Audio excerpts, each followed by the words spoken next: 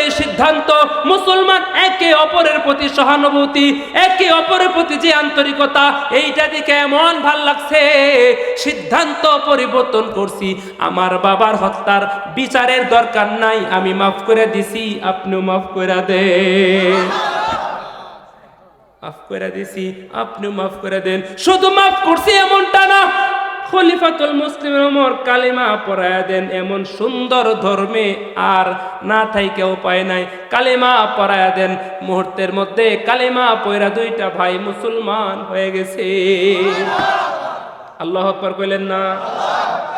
ইমদাদ রশিদ अशरफ काए कुल ज़मे इरफा पहले गाए शजरे तैयब पहला है ताउसअत इनका पहले गा ये इल्म हुनर का गहवारा तारीख का हो शह पारा है हर फूल यहाँ एक शोला है हर सर्व यहाँ मीनारा है हसन हुसैन अहमद से बुपा हंगानाए गिरोदार हाशा खो के लचक बन जाती है शाखों की लचक बन जाती है बातिल के लिए तलवार यहाँ ये इल्म हुनर का गहवारा तारीख का हो शेह पारा है हर মৃত্যুর পরে আমার কেউ সাথী থাকবে না, আমার ঘরে কোনো আলো থাকবে না, আমার কোনো সাপোর্টার থাকবে না, আমার কোনো কর্মীও থাকবে না। ওগো আল্লাহ, আমাকে যখন ফেরেশতারা ধরবে তখন জাহান্নাম ছাড়া আমার কোনো উপায় থাকবে না। এই জাহান্নামের ভয়, তোমার ভয়ে আমি বলছি যেন আমাকে দুনিয়ায় একদম নিঃশেষ করে দেয়, একদম ফিনিশ করে দেয়, কবরে যেন আমারে না রাখে। ওই ব্যক্তিরা মনে করছে কি মানুষ শুধু আল্লাহর কথা শুনে, শুধুমাত্র মানুষকে আল্লাহর হুকুম মতো চলতে হয়। বাতাস আল্লাহর সৃষ্টি, পানিও আল্লাহর সৃষ্টি, আর সব কিছু বানাইছে মানুষের গোলামি করার জন্য। সুবহানাল্লাহ পড়ে। এবার আল্লাহ ডাক দেয়া বলেন, শোনো, মৃত্যুর আগে আমার প্রতি এতটুকু ভয় তোমার আসছে, এই ফেরেশতারা সাক্ষী থাকো। এতটুকু ভয় থাকার কারণে, এতটুকু ভয়ের কারণে এই ব্যক্তির জীবনের গুনাহ আমি আল্লাহ মাফ করে দিলাম। ও মেরে রব হে মেরে সব হে মেরে পালনে ওয়ালা হে। পালনে ওয়ালা কে? আয়ে কওমে মুসলমান খবরদার খবরদার, আয়ে কওমে মুসলমান খবরদার খবরদার, ওয়াক্তন গফলত কাহে হুশিয়ার হুশিয়ার, এ ওয়াক্তন গফলত কাহে হুশিয়ার হুশিয়ার।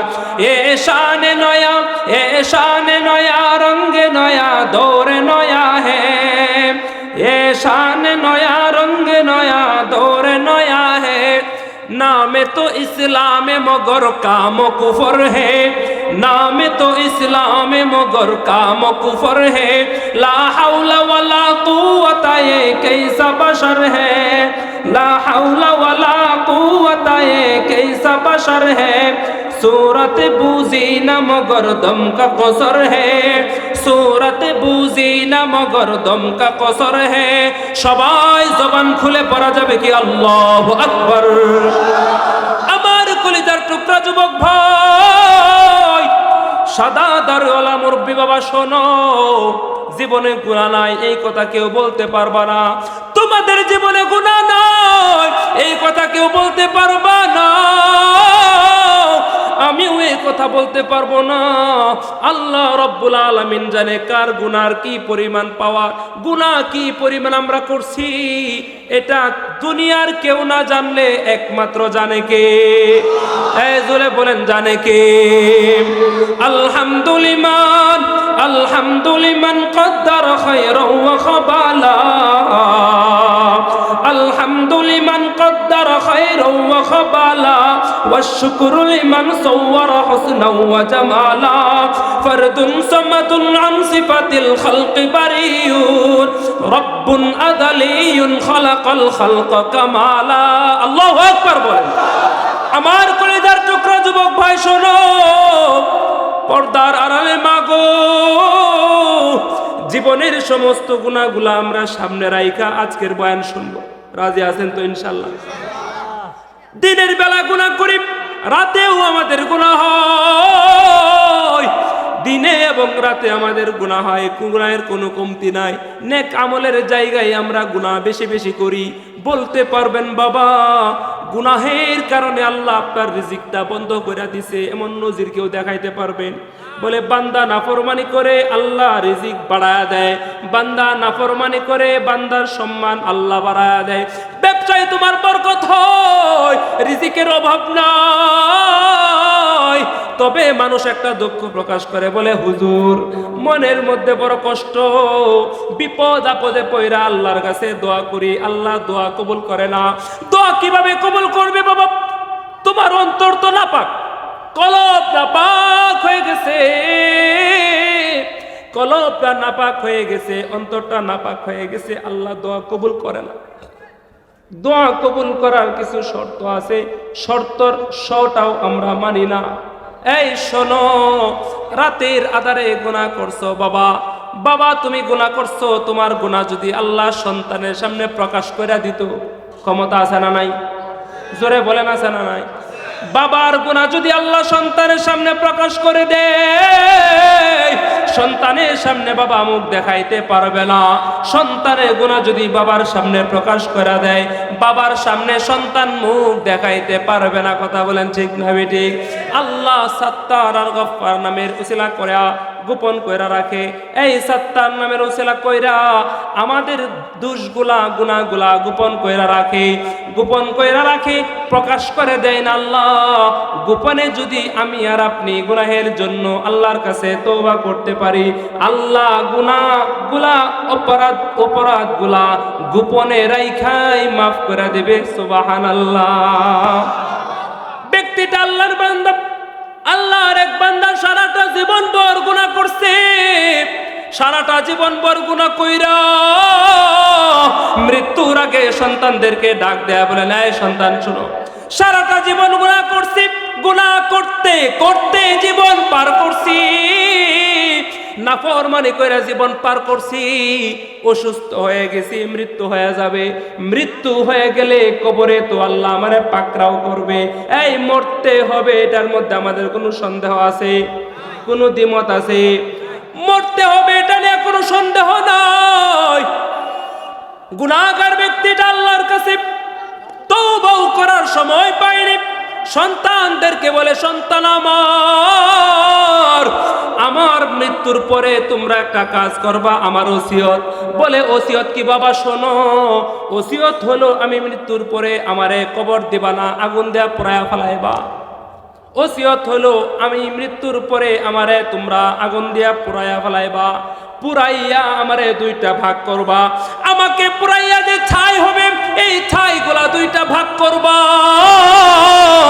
একটা ভাগ তুমি বাতাসে উড়াইয়া দিবা এই মিয়া আওয়াজের কোনো ইয়াই পাইতাছি না কে একটা পে পু করে শুরু করছে ক্লিয়ার আওয়াজ দেও তোর মিয়া হইছে আমার কাছে কিছুই বুঝি না আমি এটা কোনো কথা হইলো আওয়াজটা ক্লিয়ার করো অহন যদি কই মাইক বালানা এটা কই তাহলে গোবার কিছুটার বক্তাটা হইছো নামনে বক্তা তো কিছুই না কিন্তু আওয়াজটা ক্লিয়ার করো ভাই অনুরোধ সবকিছু জিনিস তো তোমার কাছে আছে আমার ভাইরা শুনেন দেখছেন অন সুন্দর হয়েছে না কি কইতাম কহ কাইল আমি ওয়াজ করবাম কেমনে কছেন গলা গেছে কাহনি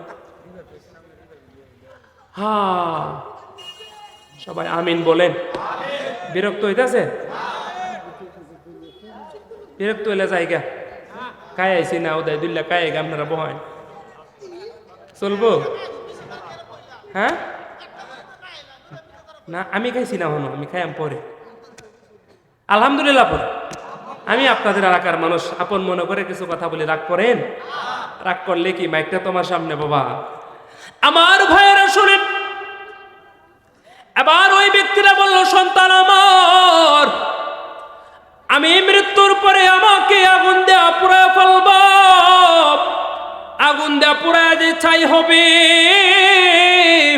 এই ছাইগুলা দুইটা ভাগ করবা, দুইটা ভাগ কইরা একটা ভাগ বাতাসে উড়া দিবা। এই শোনো, জীবনে গুনাহ করছো, জীবনে শোনো, গুনাহগার যদি কেউ না থাকেন, আপনার জন্য আমার ওয়াজ না, আপনার কাছে মুরিদ হইব আইন।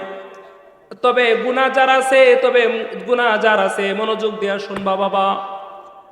এবার ব্যক্তিরা বলতেছে, সন্তান আমার শোনো, আমি মৃত্যুর পর আমার বডি পুরাইয়া যে ছাই হবে, এই ছাইগুলা দুইটা ভাগ করবা, একটা ভাগ বাতাস দেয়া উড়ায় দিবা, বাতাসের সাথে মিশে যাবে, শেষ হয়ে যাবে। আর একটা ভাগ সাগরে ফেলাইয়া দিবা, পানির সাথে মিশে যাবে। কাহিনী খতম। আমাকে আল্লাহর খুঁজে পাইব না, শাস্তিও দিতে পারতো না, এমন বাটপার আমরার সমাজও আছে না নাই?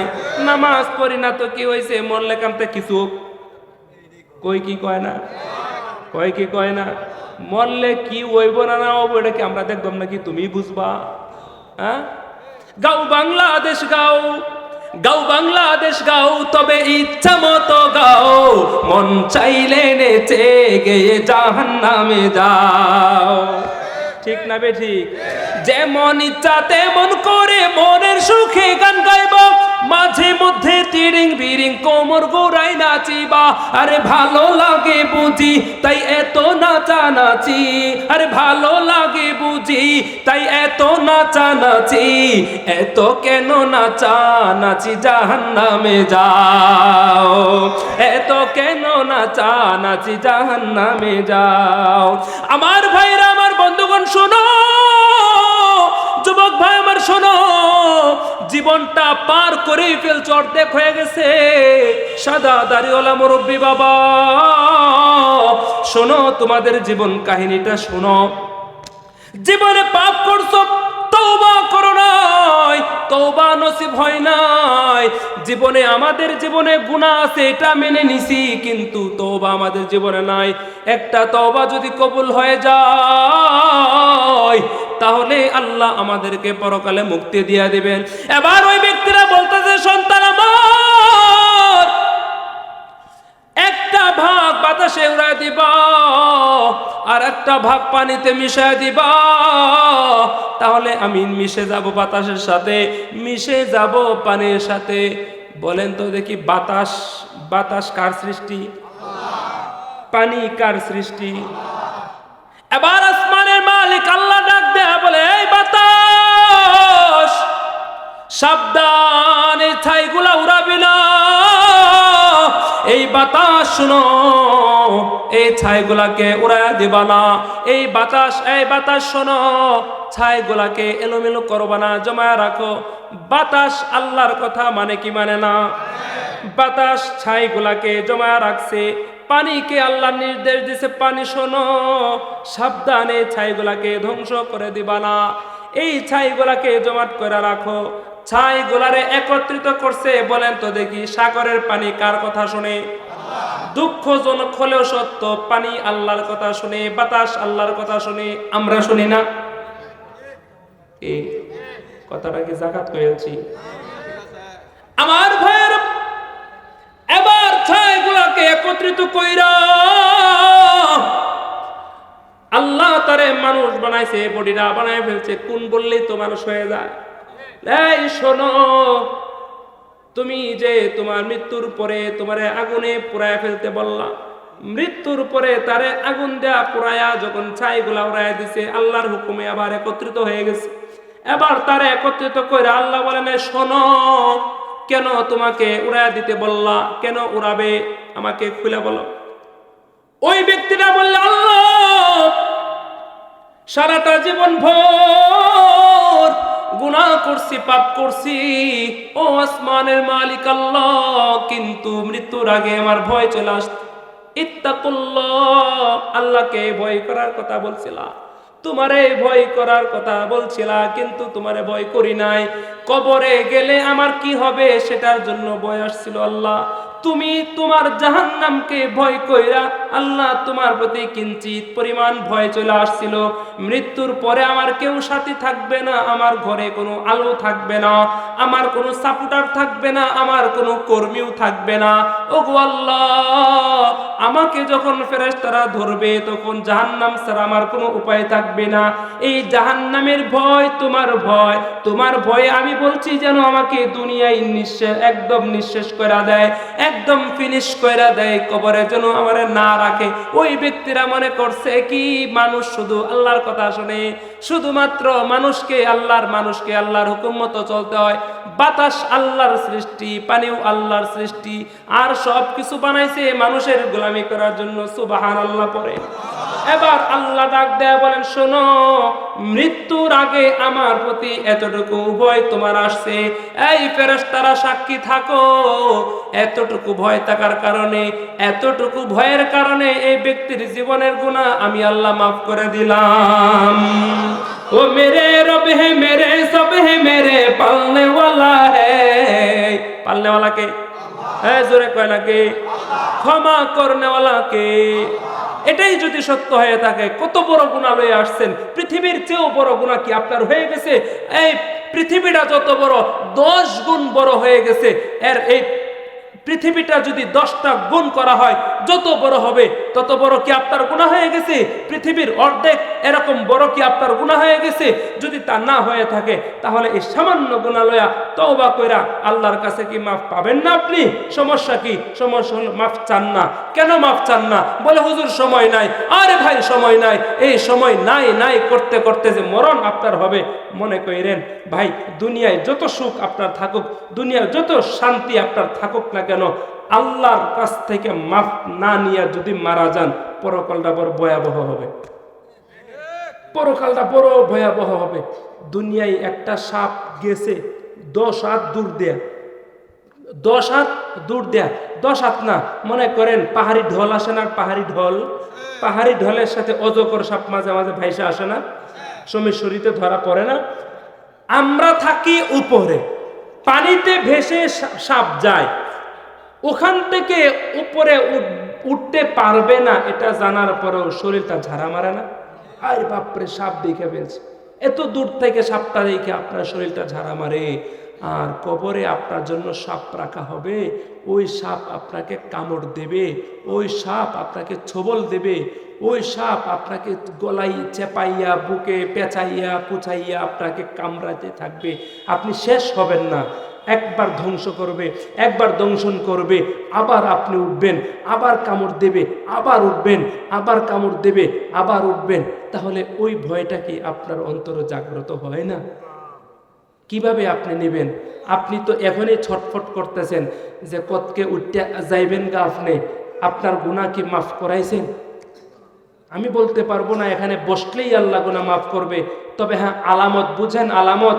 আপনি আলেমদের কথা বুঝেন আর না বুঝেন, চেহারার দিকে তাকায় রয়েছেন, আল্লাহ আপনার সমস্ত সগীরা গুনাহ মাফ করে দেবে।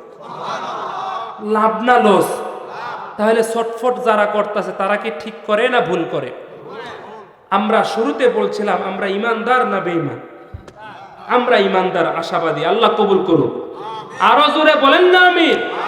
আমাদের জীবনে গুনাহ আছে, পয়গম্বর বলে, মানুষ শোনো, আমাকে ভালোবাসবো, আমাকে ভালোবাসতে হইলে ঈমান দরকার আছে, আমাকে ভালোবাসতে হইলে তোমার ঈমান দরকার।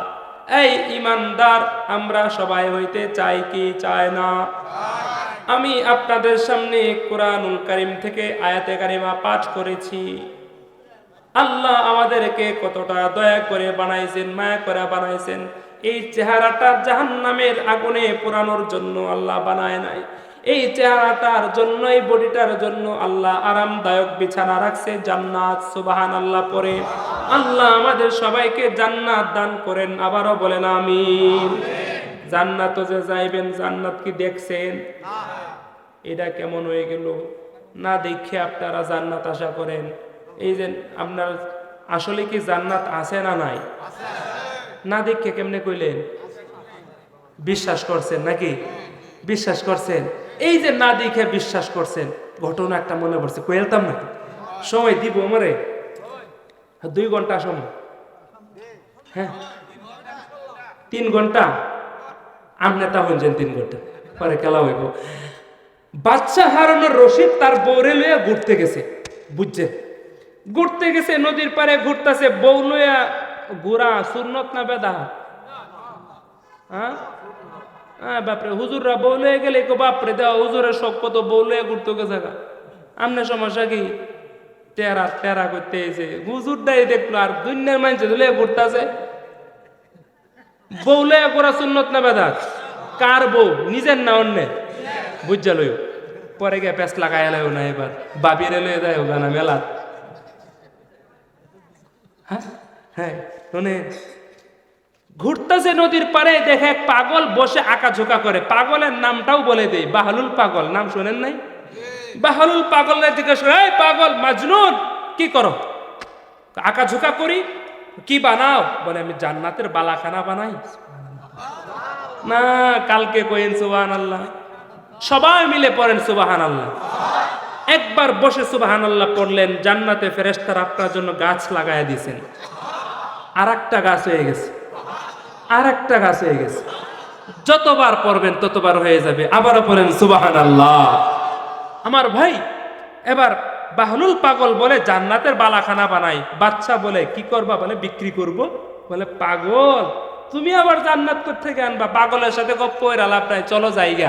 কিন্তু বউলে গেছে, বউলে মার্কেটও যারা গেছুন তারাই বুঝবেন, টেহা ফোয়াটা থাকলে থাক, না থাকলে নাই। তালটা পছন্দ হয়ে, গেলেসটা পছন্দ হয়ে, এই কুলাটা পছন্দ হয়ে, বুলটা পছন্দ হয়ে, কাহইটা পছন্দ হয়ে। কথাটা কি খারাপ হয়েছি নাকি? বিশ্বাস না হলে লইয়া কি যাবেন, জানি না যে পোহাড়টি হাত থাকবা না থাকে চিন্তা করতো না, সব শেষ করে দেবে। কাজ্জা লাগতে দেখছি তো এই জন্য বুঝলাম। আমি আবার লইয়ে গেছি না, কিন্তু এই যে কাজ্জা লাগছে দেন মার্কেটে গিয়া কইতাছে মুরাদ নাইতে লইয়া আইসলা কে, এরকম কয় কি কয় না? শোনেন, তখন বাচ্চার বউ কইতাছে জান্নাত জিনিসটা যেহেতু ভালো না দেখা, জিনিসটা যেহেতু জান্নাত, আবেগ আছে না নাই? আমাদের আছে না? জোরে বলেন। আমি একটা কিনবো। বাচ্চা কয় এই তো হলো আধা পাগল, তুমি তো পুরাই পাগল। কনা আমি কিনবা, আমি কিনবা। পরে কইতেছে বলেন দাম কত? পাগল কয় 51। বাচ্চার বউ জিজ্ঞাসা করছে আমি যদি একটা জান্নাত কিনতে চাই দাম কত? বলে 51। 51 যেহেতু কইছে, মানি ব্যক্তি টিহাটা বাহরে দিছে, দেও একটা জান্নাত। একটা জান্নাত তারে দিল, লইয়া বাইত গেছে, রাত ঘুমাইছে। এবার বাচ্চা হারুনুর রশিদ রাতের বেলায় ইবাদত করে ঘুমাইছে।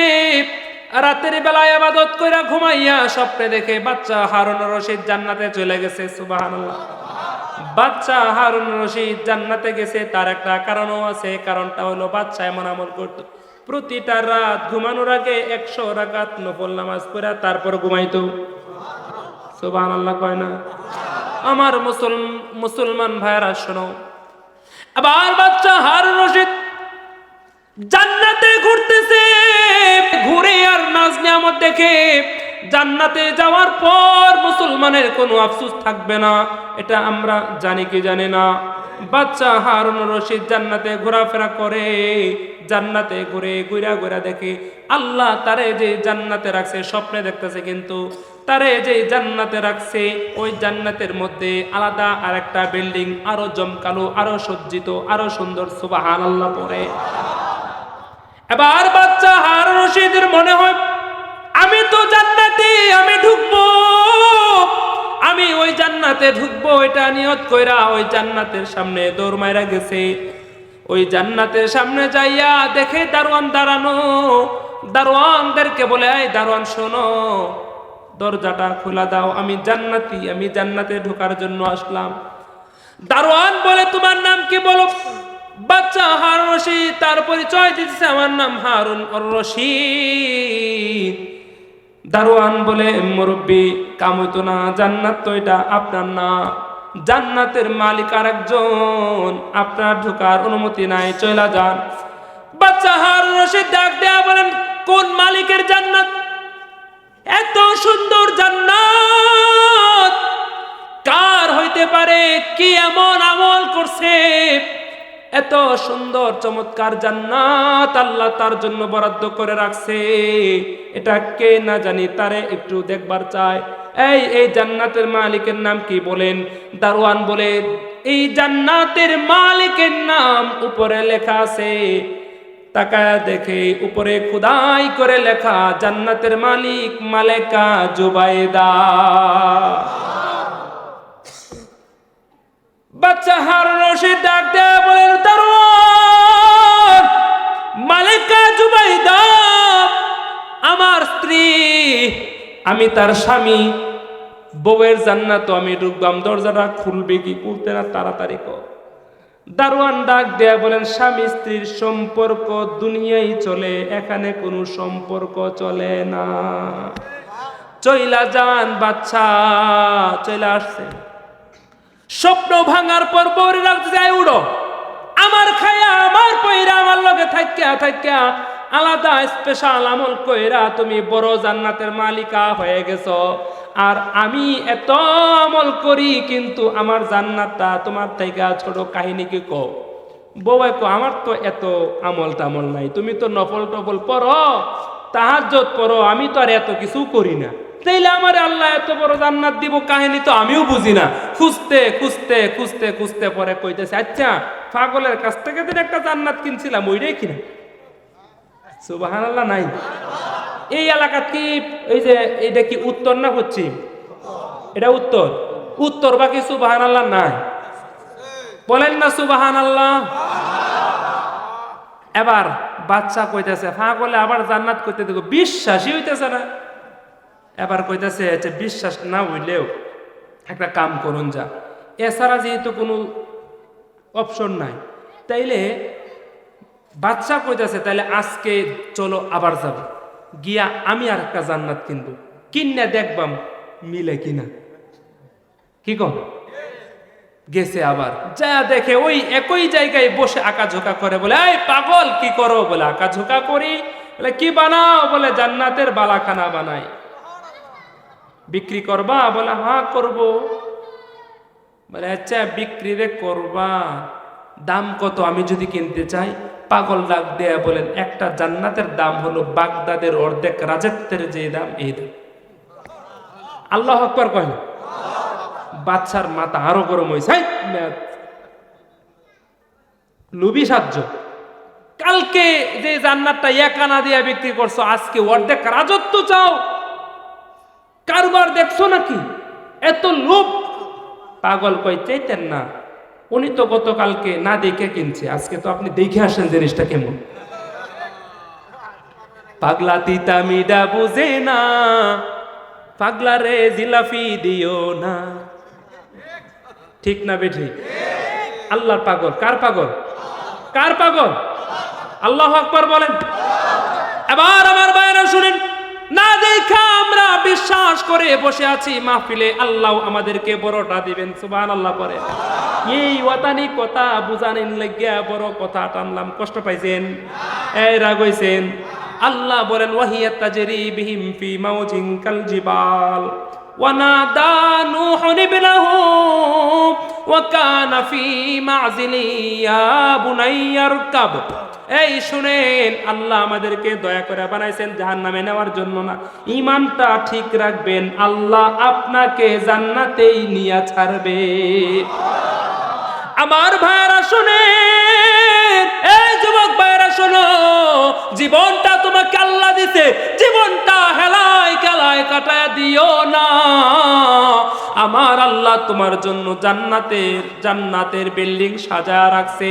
মরবা তো জান্নাতে যাইবা, এমন প্রস্তুতি আমাদের নেওয়ার দরকার আছে না নাই?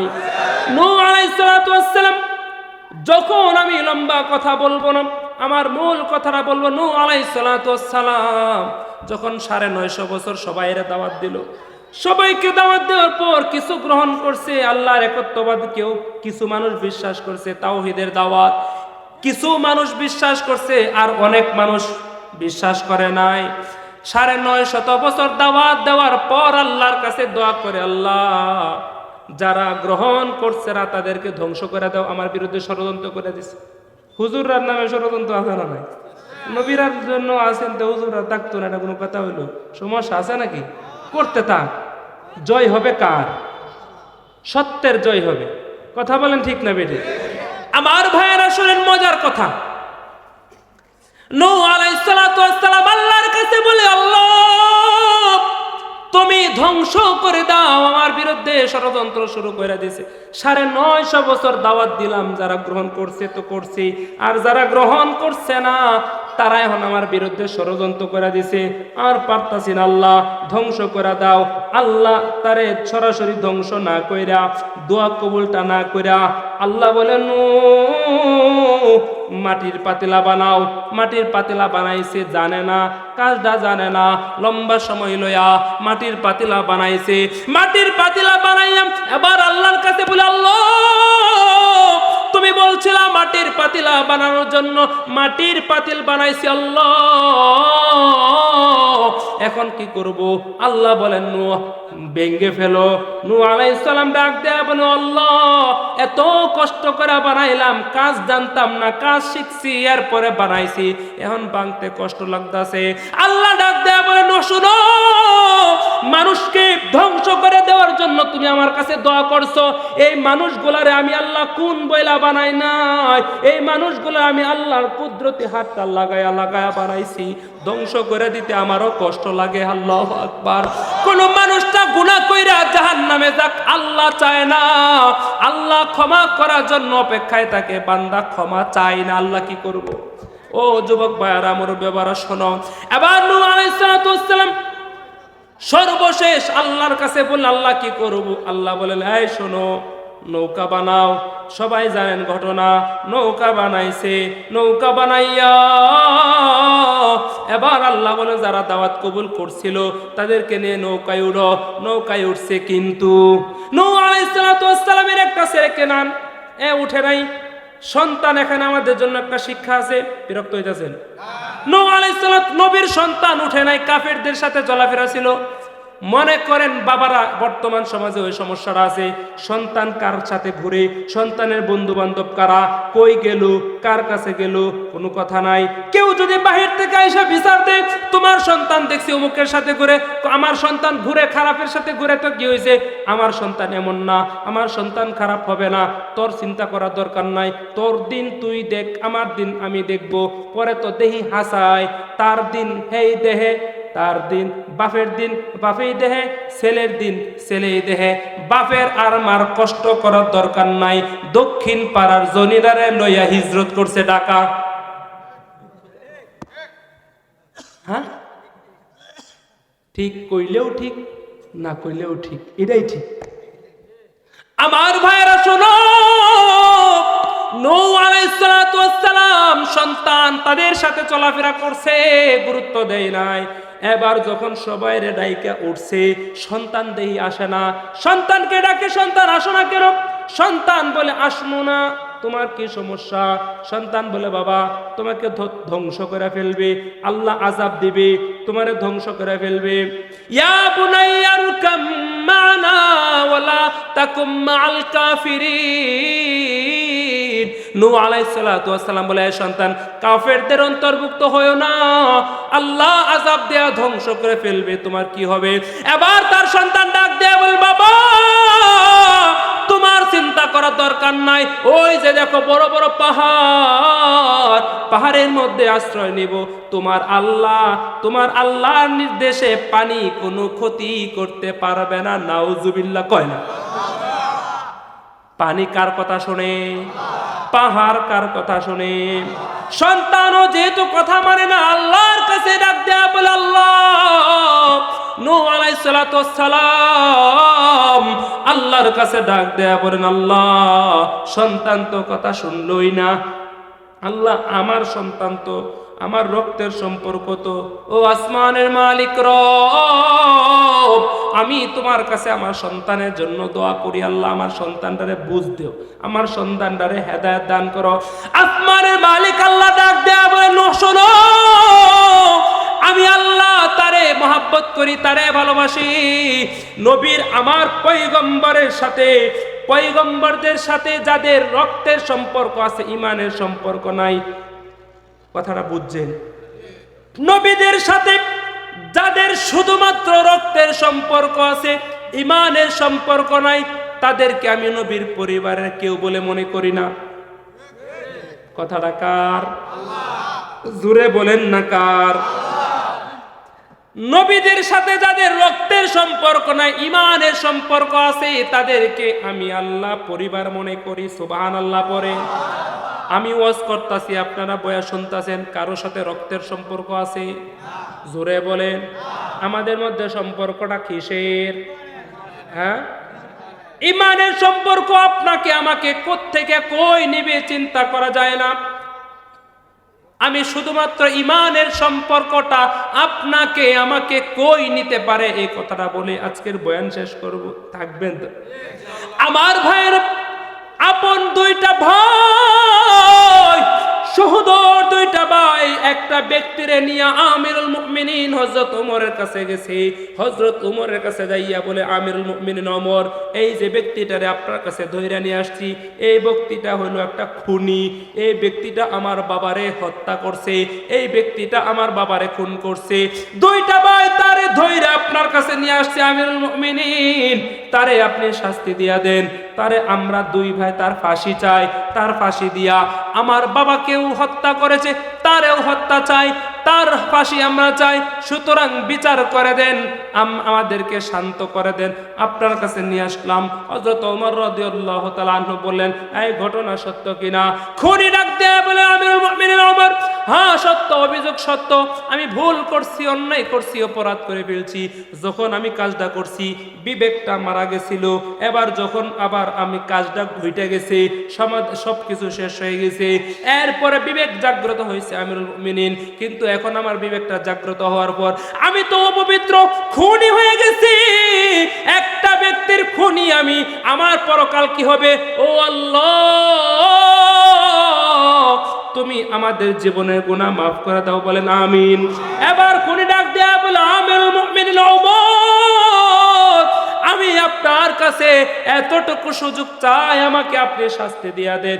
আমি ভুল স্বীকার করলাম, আমাকে আপনি শাস্তি দিয়া দিবেন, আমাকে শাস্তি দিয়া পবিত্র বানায় দেন। এখন তো আমি অপবিত্র, মৃত্যুর পরে হাসরের ময়দানে অপবিত্র হইয়া আল্লাহর নবীর কাছে আমি দাঁড়াইতে চাই না, আল্লাহর কাছে আমি আমার নাপাক চেহারাটা দেখাইতে চাই না। আমিরুল মুমিনিন ওমর, আমাকে আপনি শাস্তি দিয়া দেন।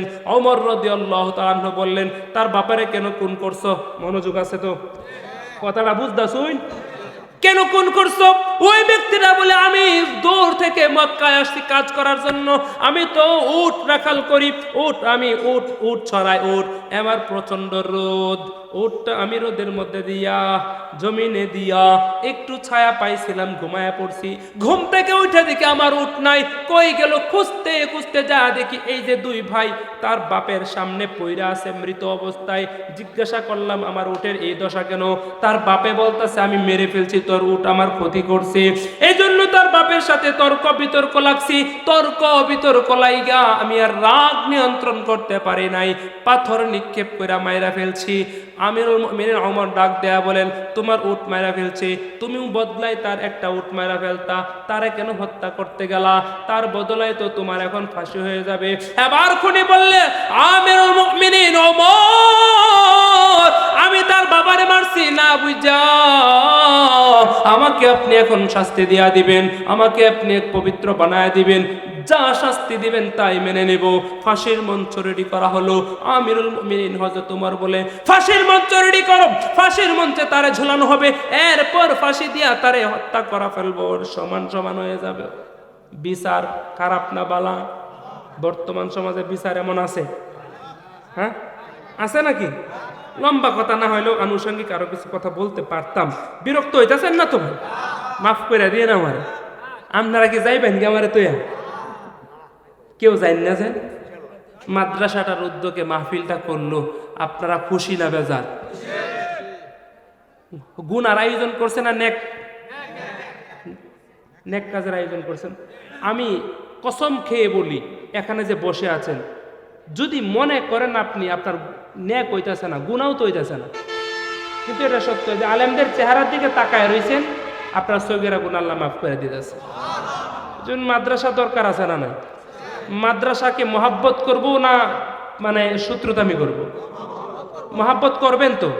এই এলাকা এত সুন্দর, আমি আসলাম দেখলাম চমৎকার একটা পরিবেশ, আমি দোয়া করলাম আল্লাহ এই মাদ্রাসাকে এলাকার নাজাতের ওসিলা বানায় দেব, হেদায়েতের ওসিলা বানায় দেব, আমিন বলেন। মাদ্রাসাকে ধরে রাখবেন তো ইনশাল্লাহ? শেষ করে দিব। এবার শোনেন, আমিরুল মুমিনিন বলে ফাঁসির মঞ্চ রেডি কর। ফাঁসির মঞ্চটা রেডি করা হলো। এবার খুনি আসামিকে ফাঁসির মঞ্চে উঠানো হলো। ফাঁসির মঞ্চে উঠাইয়া এবার বলা হয় তোমাকে তো এখন ফাঁসি দেওয়া হবে। প্রতিটা ফাঁসির লোক যারা আছে, যাদেরকে ফাঁসি দেওয়া হয়, তাদেরকে কিন্তু জীবনের শেষ ইচ্ছা কি জিজ্ঞাসা করা হয় কি হয় না? ওই ব্যক্তিকেও বলা হইল আমিরুল মুমিনিন হযরত ওমর খলিফাতুল মুসলিমিন ওমর। এবার তারে জিজ্ঞাসা করা হলো, এই তোমার জীবনের ইচ্ছা কি বলো, তোমার জীবনের শেষ ইচ্ছা কি বলো? খুনি আসামিটা বলতাছে আমিরুল মুমিনিন ওমর, প্রতিটা মানুষের জীবনে শেষ ইচ্ছা থাকে অনেক কিছু, আমার জীবনের শেষ কোনো ইচ্ছা নাই, আমাকে আপনি পবিত্র বানায়া দেন, আমাকে আপনি একটু শাস্তি দিয়া দেন। তবে আমিরুল মুমিনিন, আমি যদি সুযোগ পাইতাম, আমারে যদি আপনি একটু সুযোগ দিতেন, মক্কা থেকে আমার বাড়িটা বহু দূর, ওই এলাকা থেকে আসছিলাম, বাড়িতে থাকার সময় আমি বাড়িতে বাজার সদাই করতাম সংসারের কিছু কাজের জন্য। আমাদের পাশে, বাড়ির পাশে একটা হিন্দু ভাইয়ের দোকান ছিল, ওর দোকান থেকে কিছু মালামাল বাকিতে আনছিলাম, মক্কায় ব্যবসা কইরা তার ঋণ পরিশোধ করব। আমিরুল মুমিনিন ওমর, এখানে যে আমার এত বড় অপরাধ হয়ে যাবে, এত বড় অপরাধী হয়ে যাব, আমি তো আর জানতাম না। কিন্তু আমার এখন ফাঁসি হয়ে যাবে, বাড়ির কাউরে তো আর খবর দেওয়ারও কোনো সুযোগ নাই যে ঋণটা তোমরা পরিশোধ কইরা দিও। আমিরুল মুমিনিন ওমর আমারে যদি একটু সুযোগ দিতেন, আমি আমার ইহুদি ভাইয়ের ঋণটা পরিশোধ কইরা তারপর আপনাদের সামনে আসতাম।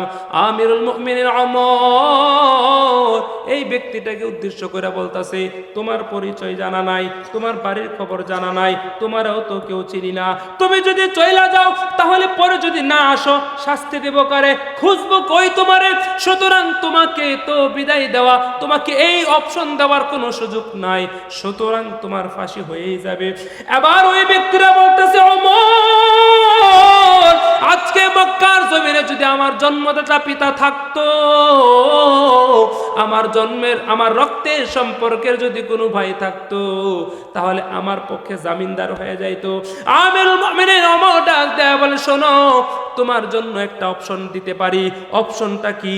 অপশনটা হইল তোমার পক্ষে যদি কাউরে জামিনদার রাইখে যাইতে পারো, জামিনদার বুঝেন তো, জামিনদার রাইখে যাইতে পারো, যে মনে করো এই যে তোমার পক্ষে একটা জামিনদার, এই জামিনদারটা রাইখা গেলা, তুমি যদি না আসো তার ফাঁসি হয়ে যাবে। এমন একটা জামিনদার যদি রাইখা যাইতে পারো, তাহলে তোমাকে অপশন দেওয়া যাইতে পারে। এই কথাটা বলার পর খুনি আসামি ওমরকে ডাক দেয়া বলেন, খলিফাতুল মুসলিমিন ওমর, মক্কার জমিনে আজকে যদি আমার পিতা থাকতো, আমার রক্তের সম্পর্কের আপন ভাই থাকতো, তাহলে নিশ্চিত আমার এই আজকের বিপদে আগায় আসতো, জামিনদার হয়ে যাইতো। সুতরাং আপন বলতে আমার কেউ নাই, সুতরাং এই অফারটাও আমি নিতে পারলাম না ওমর, সুতরাং আমারে ফাঁসি দিয়া দেন, শাস্তি দিয়া দেন। এবার জল্লাদকে বলা হলো, জল্লাদ আসো, তাকে তুমি ফাঁসি দিয়া দিবা। এই কথাটা বলার সাথে সাথে রশিটাও যখন সামনে আনা হইল, রশিটা সামনে আনার সাথে সাথে সমস্ত সাহাবীদের মধ্য থেকে একজন উইটা বলে, খলিফাতুল মুসলিমিন ওমর, তারে ফাঁসিটা পরে দিবেন, আমি আপনার কাছে আসলাম, এই খুনি আসামির জামিনদার আমি হয়ে গেলাম। সবাই অবাক হয়ে গেছে, কে এই ব্যক্তিটা? কে? যে ব্যক্তিটা নিজের চেনা নাই, জানা নাই, নিজের বিপদটা নিজেরাইকে আনছে, ব্যক্তিটাকে বলে সামনে আনছে, সামনে আইনা এবার তার পরিচয়টা হলো, সবাই তাকায় দেখে ব্যক্তিটা তো সাধারণ কোনো ব্যক্তি না, সাধারণ কোনো ব্যক্তি না, অসাধারণ একটা মানুষ। কি মানুষ? অসাধারণ একটা মানুষ। সবাই তাকায় দেখে ব্যক্তিরা যখন সামনে আসছে জামিনদার আয়েশা দেখে আর কেউ না, আল্লাহ নবীর একজন খাদেম সাহাবী আবু যর গিফারি রাদিয়াল্লাহু তাআলা আনহু। হযরতে আবু যর গিফারি, হযরতে আবু যর গিফারি খাদেমে খায়রুল বাশার, खिदमतों में जिंदगी भर ना बनाया अपना घर। हजरत अबू ज़र ग़िफ़ारी खादिमे खैरुल बशर, जिंदगी भर ना बनाया, खिदमतों में जिंदगी भर ना बनाया अपना घर। अल्लाह अकबर बोले। আমার ভাই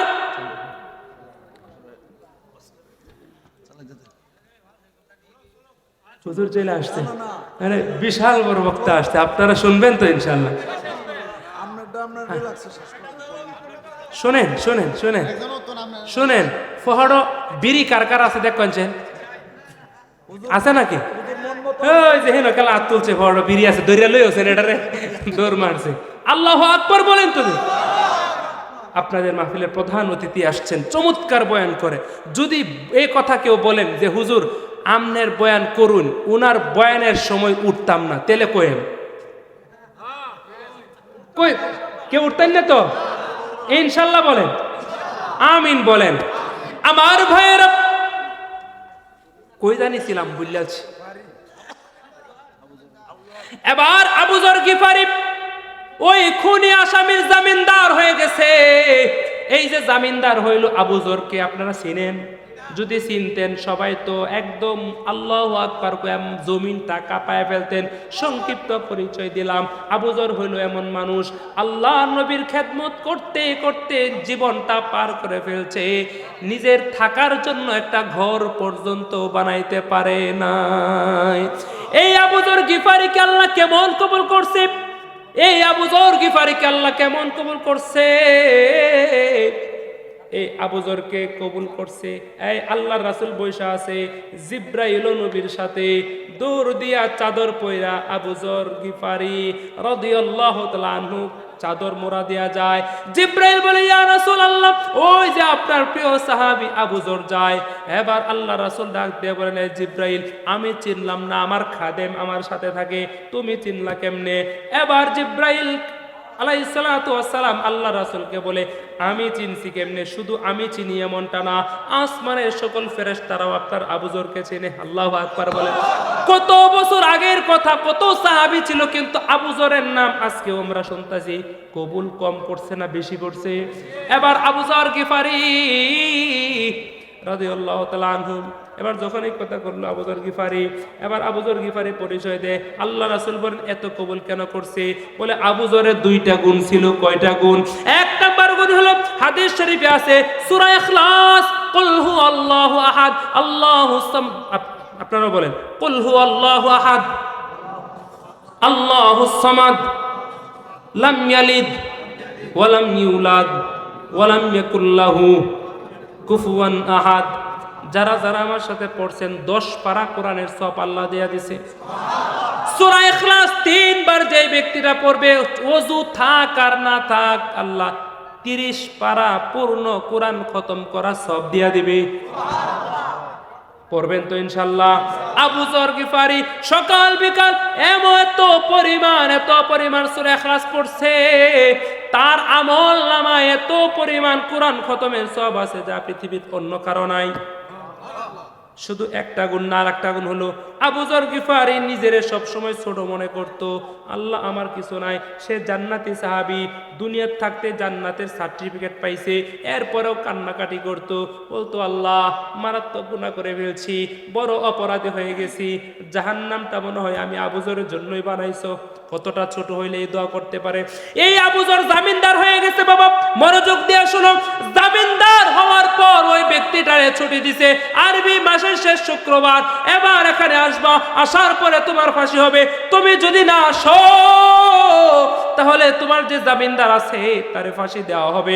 এই কথা বলার পর এত চইলা গেছে, যায়া ইহুদি ভাইয়ের ঋণ পরিশোধ করছে, নতুন কাপড় চোপড় পরছে, ভালো কাপড় পয়রা সুগন্ধি লাগাইয়া মায়ের কাছে গিয়া বলে, মা গো পেটে ধারণ কইরা কত কষ্ট করছো, শীতে কষ্ট করছো, গরমে কষ্ট করছো, ঘুমাইতে পারো নাই, খাইতে পারো নাই, কত কষ্ট তোমারা দিলাম মা, কিন্তু তোমার কোনো সেবা যত্ন আমি করতে পারি নাই। মাগো মারাত্মক অপরাধ করে ফেলছি, অপবিত্র হইয়া নবীর দরবারে দাঁড়াইতে চাই না, অপবিত্র হইয়া নিজের মুখটা হাসরের ময়দানে নবীর সামনে আমি অপবিত্র হইয়া দাঁড়াই, তুমি মা তো চাও না, সুতরাং আজকে আমাকে বিদায় দেয়া দাও, আমি পবিত্র হওয়ার জন্য মক্কায় যাব। হযরত ওমর আমার জন্য অপেক্ষায় আছে। বাবাকে জড়ায় ধরে বলে, বাবা কত কষ্ট তোমার দিলাম। বাবারা কেমন হয় বলে, ঈদের সময়, ঈদের দিন নিজের পরনে কাপড়টা ছেঁড়া হয়, কিন্তু সন্তানের জন্য ভালো কাপড়, নিজে কম টাকায় দেয়া শীতের কাপড় কিনে সন্তানের জন্য তার পছন্দের বড় দামি কাপড় দেয়া ভালো কাপড়টা কিনে, যেন সমাজে চলতে পারে, যেন সন্তানের বুক ফুলায়া চলতে পারে। বাবারা তো এমন হয়। এবার আবু এই খুনি আসামি বলতেছে, বাবা বিদায় দেয়া দিবা, কোনো খেদমত করতে পারি নাই, মাফ করে দিবা, আল্লাহ চাইলে জান্নাতে সাক্ষাৎ হবে। মা বাবার থেকে কান্নারত অবস্থায় বিদায় নিয়ে চলে আসছে। আস্তে আস্তে একটু দেরি হয়ে গেল। এবার ওই যে আরবি মাসের শেষ শুক্রবার, ইমাম সাহেব সালাম ফিরাইছে, সালাম ফিরাইয়া এবার সবাই অপেক্ষায় আছে, সবাই তো বলা বলি করতেছে। ওই যে ব্যক্তিরা গেল, মুসলমানরা তো বাটপারি করে, মুসলমানরা তো বাটপার হয়, কাফেররা বলতেছে এ তো আর আসবে না, গেছে তো গেছে, না আসলেও কেউ কোনোদিন খুঁজে বেরও করতে পারবে না, এই ব্যক্তি তো আর আসবে না, কিন্তু নিষ্পাপ ব্যক্তি আবু যরের ফাঁসি হয়ে যাবে, এটার জন্য সবাই অবাক হয়ে গেছে, সবাই অপেক্ষা করতেছে, না জানি আজ কি হয়। জল্লাদের চোখের গুণায় পানি, বলে কত অপরাধীর গলায় আমি রশি ঝুলাইছি, কিন্তু নিষ্পাপ আবু যরের গলায় আজকে আমি ফাঁসির রশিটা ঝুলাবো। জল্লাদও কান্দে, উপস্থিত সবাই কান্দে, ওই ব্যক্তি তো আর আসে না, ফাঁসির সময় ওভার হয়ে যাচ্ছে, কিন্তু ওই ব্যক্তি আসে না। খলিফাতুল মুসলিমিন ওমর বলে, ওই ব্যক্তি যেহেতু আসলো না, তাহলে তো জামিনদারের ফাঁসি হয়ে যাবে। কোনো কথা নাই, সবাই চুপ হয়ে গেছে। এবার সবাই স্তব্ধ হয়ে গেছে। যেই ফাঁসির মঞ্চে নিষ্পাপ আবু যরকে উঠাইছে ফাঁসি দেওয়ার জন্য, তারই ফাঁসি হয়ে যাবে। জল্লাদের কান্নার আওয়াজ, সবার মধ্যে কান্নার রোল পড়ে গেছে। নিষ্পাপ আবু যরের ফাঁসি হয়ে যাবে, নিষ্পাপ আবু যরের ফাঁসি হয়ে যাবে। কেন ফাঁসিটা হবে? বলে তার এক মুসলমান ভাইয়ের জামিনদার ছিল, বিপদে আগায় গেছিল, এই জন্য নিজেও বিপদে পড়ে গেছে। কাফেররা বলা বলি করতেছে তো এরকম কথা। এবার তাকে যখন ফাঁসি দেওয়া হবে, ফাঁসির রশিটা লাগাইতে চায় না জল্লাদ, ফাঁসির রশিটা লাগাইতে চায় না, বলে কত মানুষই তো লাগাইছি, কিন্তু আমার বুকটা ধরফর ধরফর করে নাই, আজকে আমার বুকটা ধরফর ধরফর করতেছে। কেন জানেন? বলে নিষ্পাপ আবু যর, নিষ্পাপ মানুষকে শাস্তি দিতে একটু দিলটা কাঁপে, কিন্তু বাংলাদেশের এমন একটা মানুষ ছিল যায় নাকি নিষ্পাপ নেককার তাহাজ্জুদওয়ালা আলেমদের কোমরে বেরি, পায়ে বেরি, কোমরে রশি, হাতে হ্যান্ডকাপ লাগাইতেও তার দিল কাঁপে নাই। সরে বলেন। এই জন্য আল্লাহ তারে এমন লাঞ্ছিত করছে, তার নাম এবং তার বাপের নাম সম্মানিত মানুষ, তার বাপ, তার বাবাকে সবাই মহাব্বত করে, আমরাও করি, মানুষ হিসাবে করি, দেশের জন্য করছে, হ্যাঁ স্বীকার করি। কিন্তু আলেমরা বলছিল মূর্তি একটা বানায়ও না। মূর্তি কয়টা ছিল? একটা মূর্তি বানাইতে চাইছিল। আলেমরা বলছিল ও মেয়ে, তুমি তোমার বাবার একটা মূর্তি বানায়ও না, একটা মূর্তির জন্য বাধা দিছিল। এরপর আল্লাহর কি কুদরত, একটা মূর্তির বাধা দিছেন। আলেমরা বলে জমিনে যা আছে তো আছেই, বাংলাদেশে বহু মূর্তি আছেন, ওইগুলা নিয়ে কোনো কথা নাই, কিন্তু সুপ্রিম কোর্টের সামনে একটা, এটা ভাঙ্গো না, এটা রাইখো না, ভাঙ্গা ফেলো, কিন্তু ভাঙছে না, রাইখা দিছে। সময়ের পরিবর্তে, কালের পরিবর্তে, লাঞ্ছনার সাথে মুহূর্তের মধ্যে সব মূর্তি শেষ। খেলাটা কার? আমি ওই দিকে যাব না বাবা। যখন আবু যরকে ফাঁসির রশিতে ঝুলাইব, সবার মধ্যে কান্নার রোল পড়ে গেছে, সময় ওভার হয়ে গেছে, ফাঁসির অর্ডার হয়ে গেছে। ঠিক ওই মুহূর্তে পিছন থেকে একজন ডাক দেয়া বলে, খলিফাতুল মুসলিমিন ওমর। পিছন থেকে একটা ঘোড়া টক টক ঘোড়ার পায়ের আওয়াজ হয়। মক্কার বাসীটা সবাই চায়া রয়েছে, ধুলায় অন্ধকার করে কে যেন আসতেছে। সবাই বলে একটু অপেক্ষা করেন, 2টা মিনিট, মনে হয় ওই ব্যক্তিটা আসতেছে। কাফেররা বলে, আরে না, মুসলমানরা তো বাটপার, মুসলমান কথা দিয়ে তো কথা রাখে না, মুসলমান একজনের বিপদে পড়লে আরেকজন ঝাঁপায়া পড়ে না, যদি কেউ ঝাঁপায়া পড়ে তাহলে তার অস্তিত্ব থাকে না, এটার বাস্তবতা হলো এটা। এবার বলে অপেক্ষা করলো, 2টা মিনিট অপেক্ষা করার সাথে সাথে দেখে ওই খুনি আসামি আয়েশা হাজির হয়ে গেছে। আল্লাহু আকবার বলেন, আয়েশা হাজির হয়ে গেছে। এবার খলিফাতুল মুসলিমিন ওমর বলে, এই তুমি মাত্র আসলে কেন? খলিফাতুল মুসলিমিন ওমরের কাছে খুনি আসামি ডাক দেয়া বলেন, ওমর রাদিয়াল্লাহু তাআলা আনহু, শুনেন, আমি দেরিতে আসতে এটার জন্য মাফ চাই। রাস্তায় ঘোড়ার পায়ের সমস্যা ছিল, দুর্ঘটনার শিকার হয়েছিলাম, এটার জন্য আসতে দেরি হয়েছে। খলিফাতুল মুসলিমিন ওমর, এখন আসছি, আপনি আমাকে শাস্তি দিয়ে আমার ভাই আবু যরকে মুক্ত করে দেন। দুনিয়ায়ে সদাকত মে তেরা নাম রহেগা, দুনিয়ায়ে সদাকত মে তেরা নাম রহেগা, सिद्दीक तेरा नाम से इस्लाम रहेगा, दुनिया ये अदालत में तेरा नाम रहेगा, दुनिया ये अदालत में तेरा नाम रहेगा, उस्मान तेरा नाम से इस्लाम रहेगा, दुनिया ये मुसल्लत में तेरा नाम रहेगा, আলী তেরা নাম সে ইসলাম রহেগা। সবাই জবান খুলে পড়া যাবে কি আল্লাহু আকবার। এবার বলল, আমার ভাই আবু যরকে মুক্ত করে দেন, আমি তো চলে আসলাম। ওমর রাদিয়াল্লাহু তাআলা আনহু ডাক দেয়া বলেন, এই তোমাকে তো ফাঁসি দেব, তার আগে তোমার কাছে প্রশ্নটা হইল, তুমি এখানে আসলে তোমার ফাঁসি হয়ে যাবে নিশ্চিত। তোমার রেখে উঠতে জায়গা না, সামনে আই, সামনে আইতাছো, আয়ো লক্ষ্মী, আই হবো।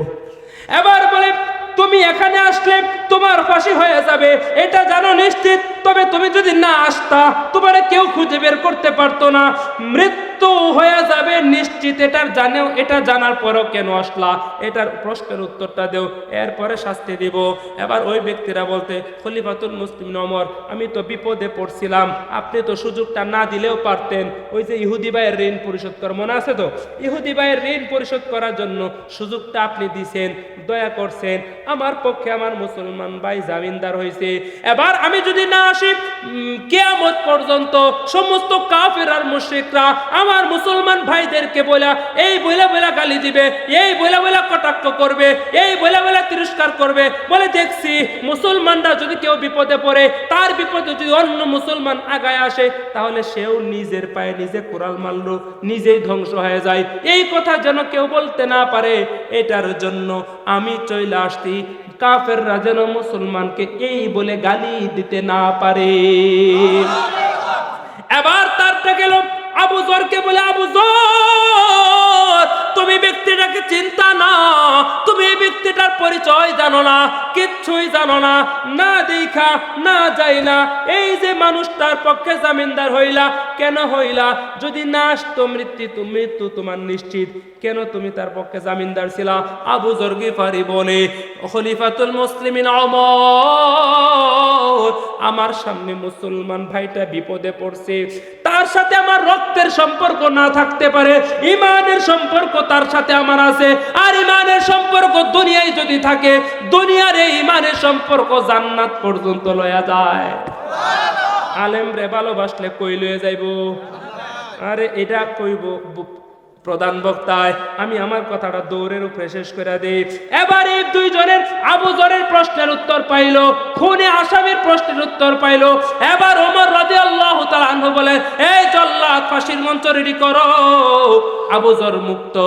এবার খুনে আসামিকে ফাঁসি দেওয়া হবে, রশিতে ঝুলায়া ফেলছে, এবার ফাঁসি হবে। ওই যে 2টা ভাই মনে আছে, ওই যে 2টা ভাই তার বাবার হত্যার বিচারের জন্য আসছিল, ওই 2টা ভাই তো ইহুদি। 2টা ভাই ডাক দেয়া বলে, খলিফাতুল মুসলিমিন ওমর, আপনি আমাদের একটা কথা শুনেন, আমাদের 2 ভাইয়ের সিদ্ধান্ত পরিবর্তন করছি।